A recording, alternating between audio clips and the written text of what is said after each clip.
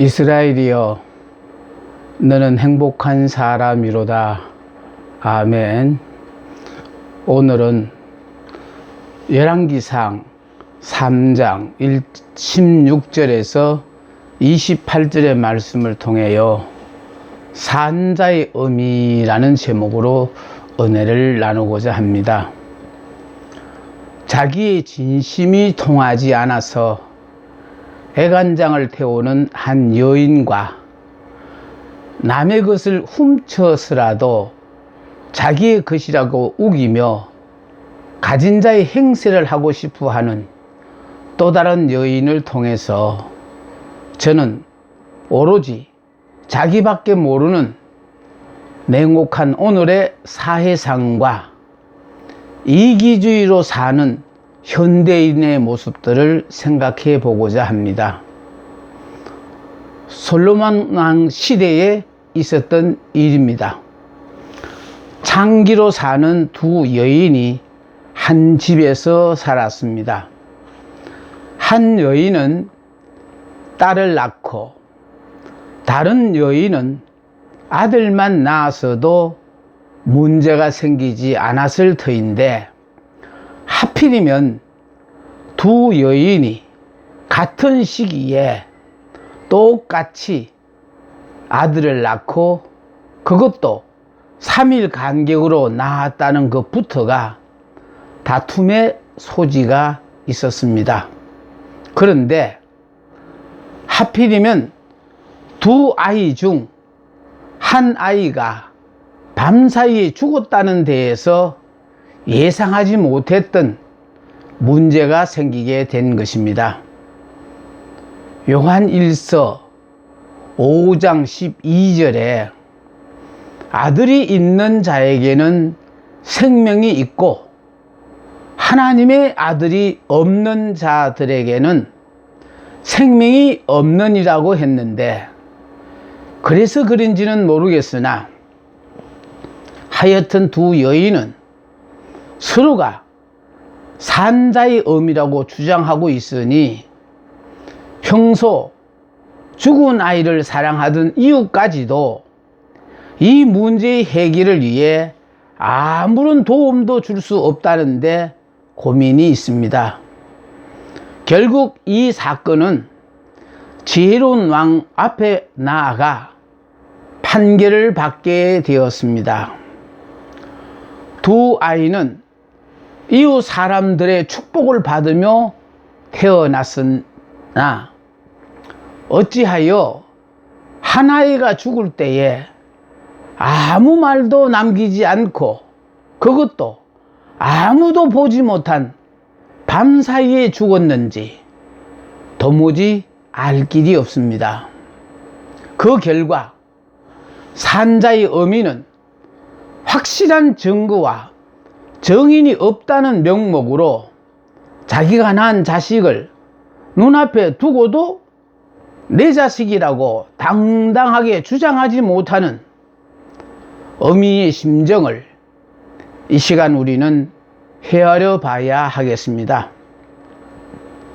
고대 광실 멋진 집에서 수많은 하인들을 거느리고 평안한 삶을 사는 여인도 아니요, 당대의 세도가 부인도 아닌 한낱 창기인 여인들임에도 불구하고 하나님께서는 자식을, 그것도 아들들을 선물로 주셨다는 것부터가 하나님을 믿는 우리들의 가슴을 설레게 합니다.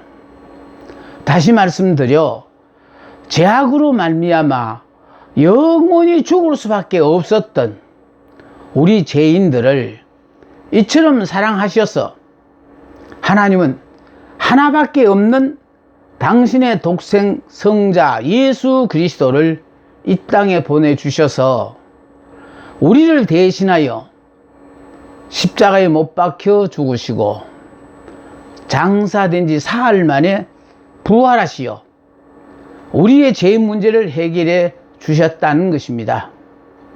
그런데 이 지극한 사랑을 덧입은 우리들,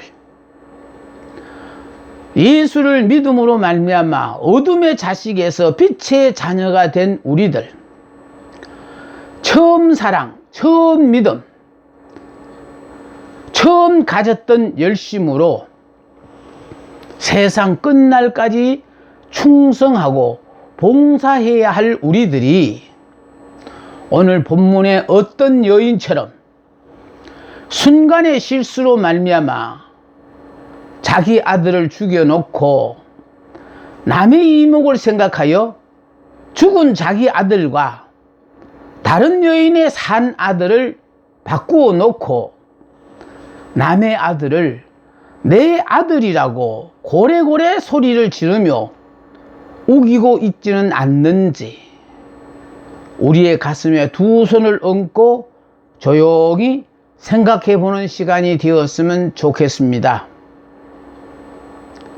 먼저 우리는 죽은 자의 의미를 생각해 봅니다. 우리 주위에는 한평생 아들은 고사하고 딸이라도 하나 봤으면 소원이 없겠다고 하소연하는 안타까운 여인도 많은데, 오늘 본문에는 억만금을 주고도 살 수 없는 이런 귀한 아들을 귀한 줄도 모르고 방심하다가 실수하여 죽여버린, 어미로서 자격 미달인 죽은 자의 의미를 보게 되는 것입니다. 이 여인에게 처음부터 내 아들을 죽여야 되겠다라는 살인은 없었던 것 같은데, 고난 잠결에 심한 잠버릇 때문에 그만 자기 아들 위에 눕게 되어 아들을 죽이게 된 것입니다. 다른 사람이 내 아들을 죽인 것이 아니라 내가 내 아들을 죽였다는데 씻을 수 없는 오점을 남기게 되었습니다. 죽은 아들을 다시 살릴 수만 있다면, 아니 인간의 목숨이 하나만 더 있다면 이런 실수를 거울 삼아 앞으로는 더 세심한 주의를 하며 후회 없는 삶을 살아보련만, 인간의 목숨도 하나요, 이미 지나간 세월을 되돌릴 수 없다는 게 인간의 한계요, 실수하여 아들을 잃게 된 어미의 한계입니다. 그래서 요사이는 있을 때 잘 하라는 유행어도 있는 것 같습니다. 미련한 사람들일수록 지금 자기 옆에 있는 그 사람이 자기에게 얼마나 소중한 사람인 줄을 모르고 살다가 그 사람이 사고로 죽거나 멀리 떠나고 난 후에야 드디어 깨닫고 후회한다는데 아쉬움을 지울 수 없습니다. 죽은 자의 의미는 자기 자신도 모르게 아들 위에 눕게 된 남모르는 깊은 속사정이 있었다고 가정을 해 봅시다.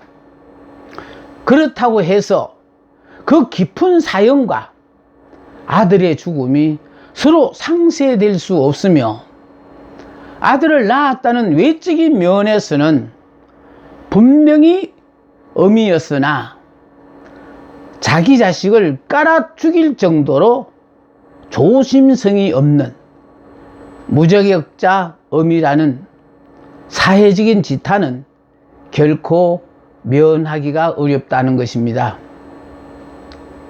디모데 같은 훌륭한 아들을 두었기에 어머니 유니게의 믿음이 돋보였으며, 홈리와 비너하스와 같은 불량자 아들을 두었기에 제사장 엘리는 목이 부러져 죽는 비극을 감내해야 했습니다. 여기에 아들이 죽었다는 말은 단순히 육신적인 죽음만을 의미하는 것은 아닙니다. 바쁘게 돌아가는 세상 일에 몸과 마음을 빼앗겨서 자식들에게 관심을 가질 수 없는 부모들도 이에 포함이 되어집니다. 어떤 부모는 사업을 한답시고 자주 외박을 하게 되어 자녀들로부터 점점 멀어집니다. 어떤 사람은 춤바람에 미쳐서 가정을 버리고 뛰쳐나가므로 애꿎은 자녀들만 희생을 강요당하고 있습니다. 어떤 성도들은 은혜를 너무너무 사모한 나머지 하루가 멀다 하고 기도원으로 달려가므로 부모의 사랑과 고임 속에 성장해야 될 어린 자녀에게 애정 결핍증을 낳게도 하고 있습니다. 비정한 여인을 보십시오. 자기 아들을 죽인 것으로 끝나지 않고 이제 남의 산 아들을 자기의 죽은 아들과 바꾸어 놓고 자기 아들이라고 우기고 있습니다.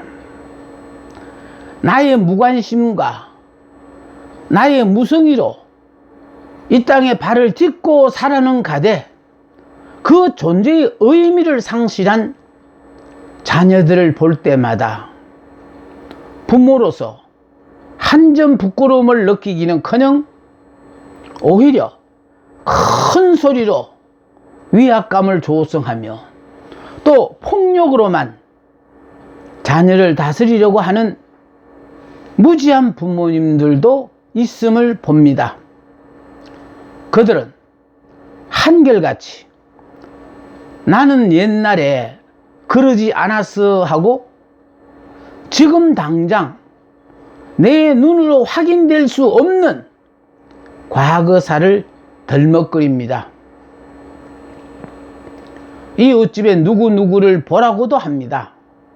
그러나 분명한 사실은 이미 잘못된 나의 자녀들에게 그 책임을 전적으로 전가시키지 마시고 부모로서 다하지 못한 책임을 통감하시기 바랍니다. 이미 엎질러진 물이요, 여러분들이 투자한 공력의 결과입니다. 실수할 수 있습니다. 실패할 수도 있습니다. 힘껏 했으나 되지 아니합니다. 실수, 실패 그 자체가 문제가 아니라 그것을 깨닫고 난 다음의 행동이 중요합니다. 이스라엘의 초대왕 사울과 뒤를 이은 다윗 왕은 다 같이 하나님께 범죄를 했습니다. 그러나 사울은 잘못을 깨닫고도 뉘우치지 않았을 때 하나님은 그 촛대를 다윗 왕에게 옮기셨고 다윗 왕은 자기의 죄를 지적받았을 때에 그 즉시 회개함으로 용서를 받았다는 사실을 기억하셔야 합니다. 자기 아들을 죽여놓고 남의 산 아들과 바꾸어 놓은 여인의 행위는 아들을 위해서 행한 일이 아닙니다. 하나님을 위해 행한 것은 더더욱 아닙니다. 자기의 비정함을, 자기의 무중함을 숨기기 위해서, 아니 사회의 지탄을 받지 않기 위한 허수아비 부모가 이런 삶을 삽니다. 이런 자들은 누구보다 부모인 척 합니다. 가난이 유죄라나니 마음은 간절하나 육신이 연약하여 어쩔 수 없다고 핑계도 댑니다. 자식은 여호와께서 주신 기업이요 태의 열매는 하나님의 상급이라. 감사함으로 키우는 것이 아니라 죽지 못해 키우는 그런 부모도 있습니다. 자녀의 소질과 취미를 고려되지 않고 자기의 못다한 꿈을 펼치기 위해서 자녀를 이용하는 그런 부모들도 있습니다. 나는 배우지 못해서 이렇게밖에 살지 못하지만 너만은 공부를 열심히 하여 의사가 되고 판사가 되라고도 합니다. 피아니스트가 되라고 소질도 없는 아이들에게 억지로 피아노를 가르칩니다. 이스라엘의 영예를 걸고 블레셋의 골리앗 대장과 대적하여 싸우러 나아가는 목동 다윗이 사울왕이 입혀준 갑옷과 투구를 쓰고 보니 자기에게 맞지도 않았을 뿐 아니라 어울리지도 않았고 오히려 자기 행동에 부자유함을 느껴서 벗어버린 채 자기 분수에 어울리는 물매와 돌을 가지고 나가서 골리앗을 쓰러뜨린 것처럼 있으면 있는 대로 무식하면 무식한 대로 진실한 모습으로 자녀를 사랑하고 교육하고 선도하자는 것입니다. 마음속 깊은 곳에서부터 우러나오는 깊은 애정도 없이 형식적이고 너무도 판에 박힌 자녀 교육은 자녀들에게 오히려 쑥물을 먹일 따름입니다. 교회 안에도 이런 성도들이 있습니다. 찬송은 부르되 그 마음에 기쁨이 없고 기도는 하되 그 마음에 간절함이 없으며 봉사는 하되 감사가 넘치지 않는다면 당신은 이미 첫사랑의 믿음을 잃어버린 자요 남의 이목을 의식하고 교회에 나오시는 분이 아닌지 모르겠습니다. 남의 산 아들을 이용해 어머니가 되어 보자는 이 여인처럼 그리스도의 생명과는 상관없이 얼마나 많은 성도들이 인정과 사정에 얽매여 교회를 넘나드는지 모릅니다. 이들은 단순히 예수를 좀 이용해 보자는 것이지요. 불공에는 마음이 없고 잿밥에만 관심이 있는 자들입니다. 이런 자들은 예수를 믿는 것이 얼마나 힘이 드는지 모릅니다.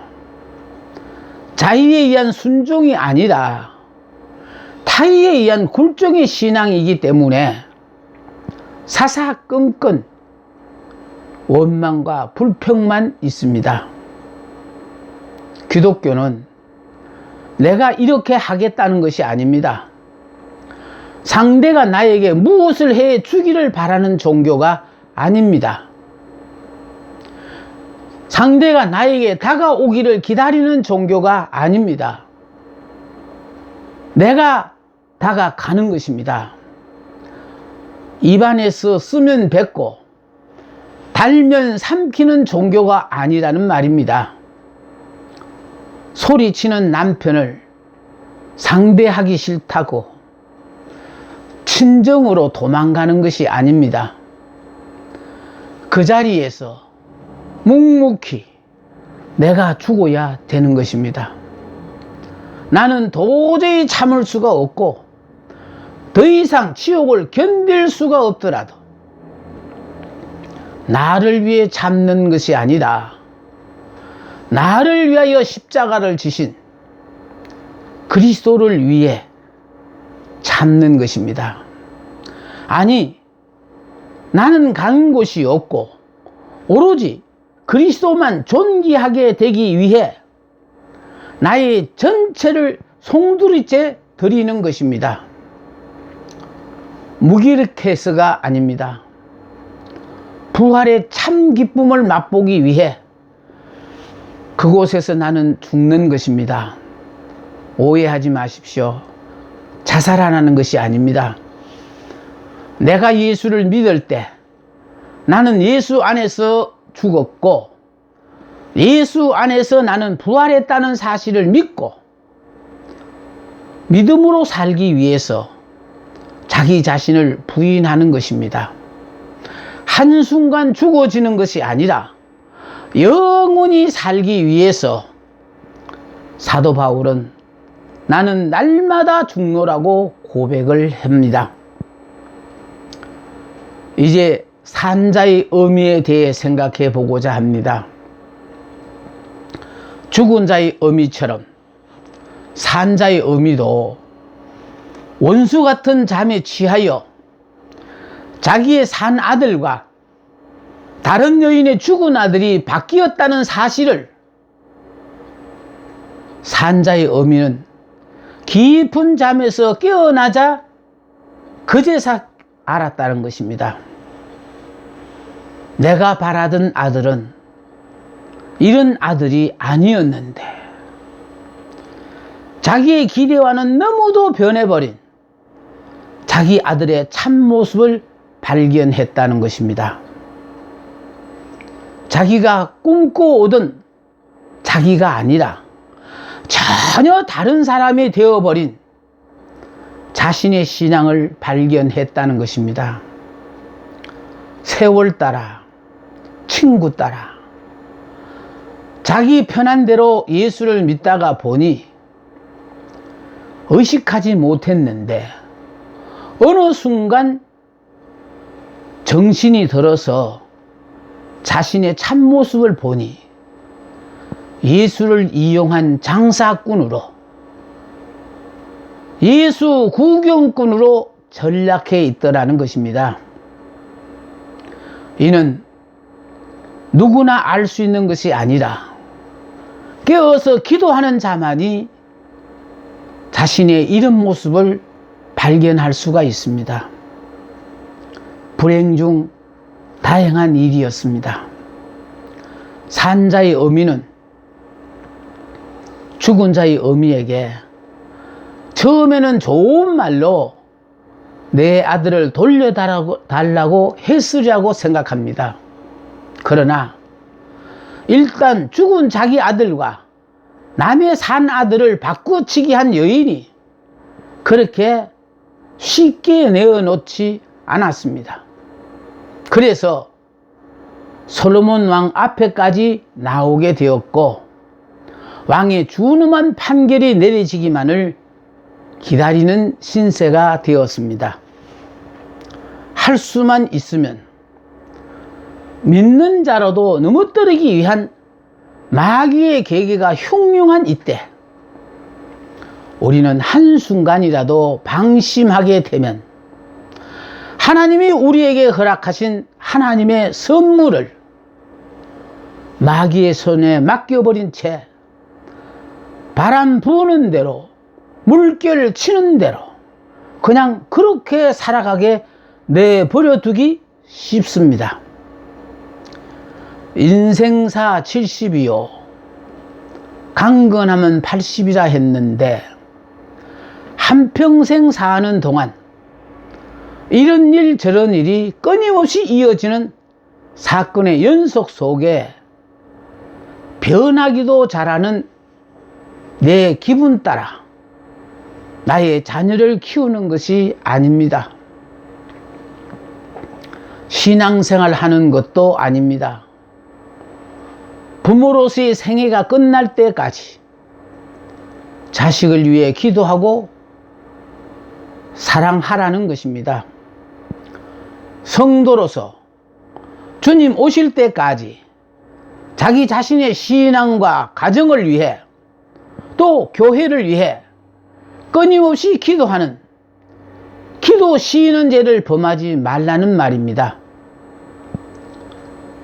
기독교 2000년 역사에 누구보다도 훌륭한 교부 어거스틴은 부모의 기대를 저버린 탕자가 되어 연상의 여인과 살림까지 차려 부모님의 곁을 피하여 외국까지 도망을 갔지만 어머니 모니카의 끈질긴 추적과 눈물 어린 기도로 16년 만에 하나님 앞에 돌아와서 그는 이렇게 고백을 했습니다. 하나님이여, 내가 아버지의 아들이 되었다고 한 것이면 이것은 오직 아버지께서 나에게 이런 훌륭한 어머니, 기도하는 어머니를 주신 까닭입니다 라고 했습니다. 그렇습니다. 믿음이 어머니에게 믿음이 아들이 있습니다. 물은 낭떠러지를 만나야 그 힘을 알 수가 있으며 빛은 어둠을 만나야만 그 발길을 알 수가 있습니다. 성도는 문제를 당할 때 비로소 그 믿음을 알게 됩니다. 두 여인은 모성애를 가장했으나 그 아이가 위기에 처했을 때에 그들의 성실이 나타났습니다. 25절에 왕이 이르시되 산 아들을 둘로 나눠 반은 이에게 주고 반은 저에게 주라고 했습니다. 이어서 산 아들의 음이 되는 계집이 그 아들을 위하여 마음이 불붙는 것 같아서 왕께 아뢰되 이르되 청컨대 내 주여 산 아들을 저에게 주시고 아무쪼록 죽이지 마옵소서 하되 했습니다. 산 아들의 의미는 자기 아들이 위기 앞에 마음이 불붙는 것 같다고 했습니다. 자기가 낳은 자식이 도살을 당하는 것보다는 그 아이를 자기에게 대적에게 주어버리듯 그리스도 안에서는 전체를 차지하든지 아니면 전체를 포기하든지 둘 중 하나를 선택해야지 반쪽은 있을 수가 없습니다.